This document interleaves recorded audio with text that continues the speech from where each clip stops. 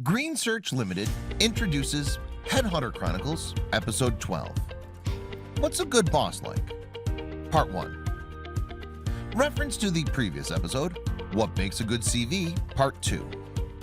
Education. Only mention relevant training. Language knowledge. Only list the languages you are able to communicate in. Work experience. Don't miss out your first workplace just because it was a long time ago. Hobbies. Don't overgeneralize. Mention specific interests. What's a good boss like? Part 1. These days, it's fashionable to refer to a boss as a manager, or with more sophistication, a manager who coaches. On one hand, we agree with these terms, and on the other, we don't. We tend to say that no one is born to be a good manager. You become one. On this path, you make mistakes, which is totally normal. The important thing is to notice these mistakes and to learn from them to be able to develop. We're going to approach the topic of what a good manager is like from two sides.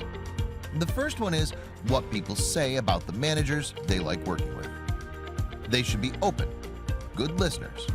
They should treat their subordinates as partners. They should have clear expectations, and they should be good at prioritizing. They shouldn't go back on their words. They should communicate clearly, and what's most important, they should communicate. It's important that they give feedback in a constructive way. They should grant confidence and shouldn't check on people on a daily basis. They should be open for new ideas and try to adopt at least a few of them in the work done collaboratively. They should set an example with their own work. They should be available at all times. You should always be able to turn to them. They need to be charismatic, people you feel safe with. They should know what they're doing. They need to have strategies, which they can carry out, but at the same time can be flexible if needed. Those who have never had a managerial position say that it's very easy to be a manager. You just distribute the tasks, check if they're done, and that's it. Managing isn't hard in principle, but it isn't easy to get right as it's a very complex task. It's just like when you have 3 children. You soon realize that you need to treat all of them differently because they all have different personalities. You can imagine what it's like to have 8 to 10 people directly reporting to you who are all grown-ups with mature personalities.